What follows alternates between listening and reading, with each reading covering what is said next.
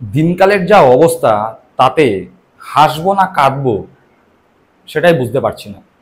কেন এই কথা বলছি সেটা নিশ্চয়ই আপনারা ভাবছেন। তো সেই বিষয়ে কোনোরকম ভঞ্জিতা না করে সরাসরি সেই বিষয়ে যাচ্ছি। একটি ছবি চোখে পড়লো, যেই ছবিটি এখন আপনারা স্ক্রিনের মধ্যে দেখতে পাচ্ছেন। একজন সাদা চুলের ব্যক্তি হাতে মোবাইল নিয়ে লাইভ করছেন। দেখতে পেয়েছেন ছবিটা? চলুন ছবিটা একটু জুম করে দেখি, ভালো করে দেখুন। সাদা চুলের ব্যক্তি হাতে ক্যামেরা নিয়ে লাইভ করছেন। কিসের লাইভ? একটি প্রতিবাদী আন্দোলন, আরজিকর হাসপাতালে যে নারকীয় পাশবিক ঘটনা ঘটে গিয়েছে, একটি জুনিয়র মহিলা ডাক্তারকে নিগ্রহ করে, যৌন নির্যাতন করে, ধর্ষণ করে তাকে হত্যা করা হয়েছে। সেই ঘটনার প্রতিবাদ চলছে। সেই প্রতিবাদে সামিল হয়েছে এই বৃদ্ধ একজন লোক, সাদা চুল, হাতে মোবাইল, তিনি লাইভ করছেন। খুব নর্মাল ব্যাপার, করতেই পারেন। একজন বয়স্ক ব্যক্তি এসছেন, শুধু বয়স্ক কেন, একদম খুদে বাচ্চা থেকে, যার সবে কথা ফুটেছে সেখান থেকে শুরু করে আমরা দেখেছি যে বয়সের ভারে নুব্জ হয়ে গিয়েছে, পুজো হয়ে হাঁটছে, হাতে মোমবাতি নিয়ে হাঁটছে, এরকম বৃদ্ধা মহিলাও এই মিছিলে পা মিলিয়েছেন।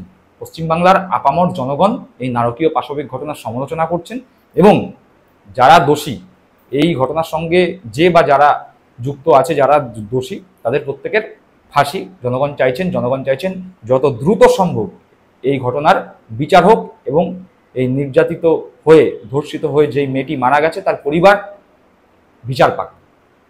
কিন্তু এতদূর পর্যন্ত সব ঠিক ছিল, কিন্তু তাল কাটলো অন্য জায়গায়। যেই ছবিটি দেখলেন, একজন বৃদ্ধ লোক, মাথার চুল পাকা, হাতে মোবাইল নিয়ে এই আন্দোলনে সামিল হয়ে সরকারের বিরুদ্ধে আন্দোলন করছেন। তিনি কে বলুন তো? যদি একটু পিছিয়ে যান, সিপিএম জামানায় যদি চলে যান এবং দমদম চত্বরে যদি আপনাদের বাড়ি হয়, বা আপনাদের বাড়ি হতে হবে না, যদি আপনাদের চেনা পরিচিত যদি কেউ দমদমে থেকে থাকে, তাদের যদি এই ছবিটি দেখান, তারা ভয়ে আঁতকে উঠবে, তাদের পিলে চমকে যাবে। তার কারণ এই যে ছবিটি, একটি নিরীহ মুখ নিয়ে, মাথায় সাদা চুল নিয়ে, হাতে মোবাইল নিয়ে লাইভ করছেন না, ইনি হচ্ছে দমদমের দোর্দণ্ড প্রতাপ সিপিএম নেতা। এককালে তার ডাকে বাঘে গরুতে এক ঘাটে জল খেত। জোড়া খুনের আসামি এই যেই লোকটিকে দেখতে পাচ্ছেন, যার ছবি জুম করে দেখালাম, আপাত নিরীহ একজন লোক, প্রতিবাদী মিছিলে গিয়েছেন, প্রতিবাদী সেজেছেন, জোড়া খুনের আসামি। জোড়া খুনের আসামি এবং সেই খুনের মামলায় বিচারে তার 14 বছরের সাজা হয়, 14 বছর জেল খেটে এসছেন। তিনি এই আন্দোলনে নেমেছেন।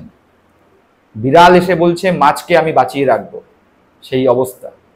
শুধু তাই নয়, দমদমের এক পার্টি অফিসে, তাদের লোকাল কমিটির, সিপিএম এর লোকাল কমিটির পার্টি অফিসে এই যে বৃদ্ধ লোক, তার নাম হচ্ছে দুলাল ব্যানার্জি। এই দুলাল ব্যানার্জি, সে নিজে এবং তার সেনাদের নিয়ে দুটো জলজ্যান্ত যুবককে পিটিয়ে মেরে ফেলে দিয়েছিল, খুন করেছিল। সেই জোড়া খুনের জন্য এই যেই আসামি, জোড়া খুনের আসামি দুলাল ব্যানার্জি, যাকে দেখছেন হাতে মোবাইল নিয়ে লাইভ করছে প্রতিবাদী মিছিলের, 14 বছর জেল খেটে এসছে। এবং এই যে ঘটনা, এই ঘটনা থেকে বাঁচার জন্য এই দুলাল এবং তার সেনাতরা, সিপিএম এর হারমাদরা, যেই তরতাজা যুবক যারা খুন হয়েছিলেন, তাদের বিধবা পত্নীদের, বিধবা স্ত্রীদের ভয় দেখাতো। সেই বিধবা স্ত্রীরা ভয়ে ঘর থেকে বেরোতে পারতো না, সাক্ষী যাতে তারা আদালতে গিয়ে না দিতে পারে। প্রত্যক্ষদর্শী ছিল তাদের স্ত্রীরা, এই ঘটনার, নৃশংস ঘটনার প্রত্যক্ষদর্শী ছিল তাদের স্ত্রীরা।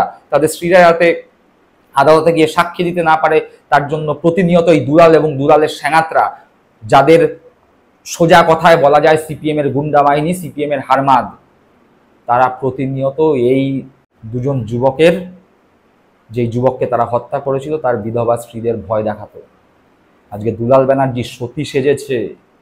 দুলাল ব্যানার্জি গায়ে সাদা কাপড় পরে, মাথার চুল সাদা রেখে আন্দোলনে গিয়েছে, ভাবছে তার হাতের রক্তটা মুছে যাবে আন্দোলনে গেলে। সিপিএম ভাবছে যে আন্দোলনের মুখোশ পরে নিজেদের রাজনৈতিক ইচ্ছা পরিপূর্ণ করবে।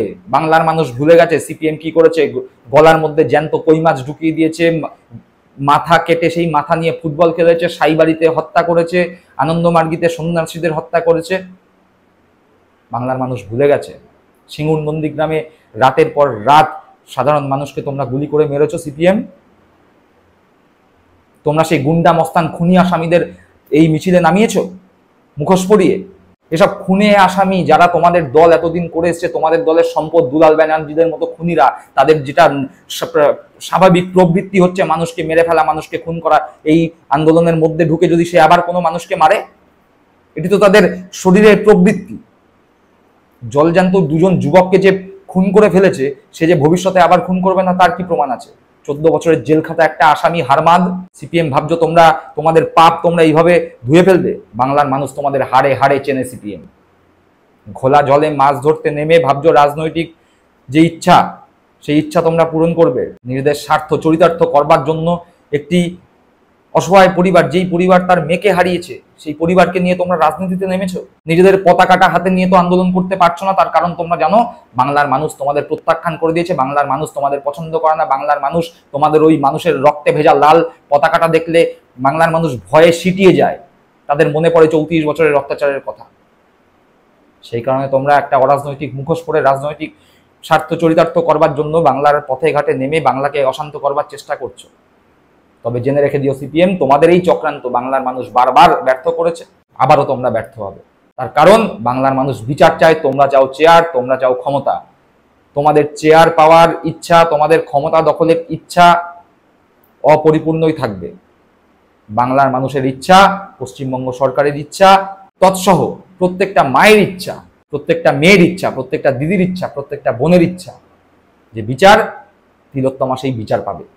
কিন্তু সিপিএম এবং সিপিএম এর দোসর বিজেপির যে লক্ষ্য চেয়ার এবং ক্ষমতা দখল, সেই গুড়ে বালি বাংলার জনগণ দেবেই।